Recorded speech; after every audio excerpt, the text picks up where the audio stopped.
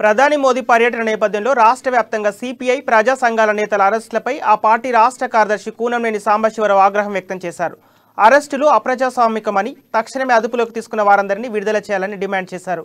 ఎక్కడో జిల్లాలో నిరసనలు తెలిపితే మోదీకి హాని జరుగుతుందా అని ప్రశ్నించారు. నిరసన తెలియజేయడం పౌరుల ప్రజాస్వామిక హక్కని తెలిపారు.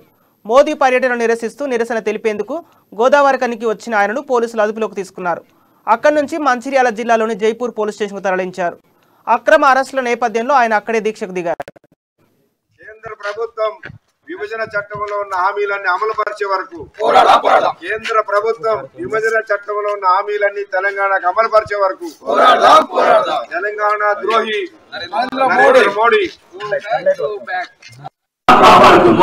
ప్రైవేటీకరణకు వ్యతిరేకంగా పోలీసులారా మమ్మల్ని అరెస్ట్ చేయటం కాదు, నిరసన తెలియజేస్తుంటే మమ్మల్ని కాదు, మేము ఆ స్పాట్లో ఉంటే అరెస్ట్ చేయండి, కానీ మేము ఎక్కడెక్కడ ఉండేవాళ్ళు మమ్మల్ని ఎందుకు అరెస్ట్ చేస్తారు? మేము మిమ్మల్ని అడుగుతున్నాం. మొన్నే ఎమ్మెల్యేల కొనుగోలుకు సంబంధించి దొంగలు దొరికారు. ఆ దొంగలు కాల్ డేటా అంతా తీశారు, కాల్ లిస్ట్ అంతా తీశారు. ఆ కాల్ లిస్టులో ఉన్నటువంటి పేర్లు ఎవరెవరు ఉన్నాయి వాళ్ళని అరెస్ట్ చేయండి. మీకు చేతనైతే అమిత్ షా పేరు ఉంది, అరెస్ట్ చేయండి. మీరు చేతనైతే కనీసం కేసు పెట్టండి. అటువంటి చేయరు. క్రిమినల్స్ పైన కేసులు పెట్టరు, దేశ ద్రోహుల పైన కేసులు పెట్టరు. ప్రజాస్వామికంగా గాంధీజీ చెప్పినటువంటి మన దేశానికి, మన భారతదేశ ఆవిరైనటువంటి, భారతదేశ ఆక్సిజన్ అయినటువంటి అహింసా మార్గంలో ప్రజాస్వామ్య పద్ధతుల్లో మేము నిరసన తెలియజేస్తుంటే ఇది నేరమా?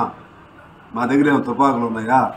మేము ఎవరినన్నా ఎవరి మీద దాడి చేశామా? ఎందుకు చేస్తున్నారు ఇటువంటి అప్రజాస్వామిక అదేవిధంగా నిరంకుశ పాలనా విధానాల వలన ప్రజలకి రోజు రోజుకి ఇబ్బందులు అవుతున్నాయి. మేము నరేంద్ర మోడీ గారిని హెచ్చరిస్తున్నాం. నువ్వు ఇప్పుడు వచ్చి మమ్మల్ని అరెస్ట్ చేసినంత మాత్రాన మా గొంతు ఆగదు, మా నిరసన ఆగదు. మీరు అక్కడికి వచ్చిన తర్వాత అయినా మంచి మాటలు అక్కడ అమరావతి సింగరేణి, ఈ సింగరేణిని కూడా మీరు ప్రైవేట్ పరం చేయడం మొదలెట్టారు. కోయిగూడు ఇచ్చేశారు.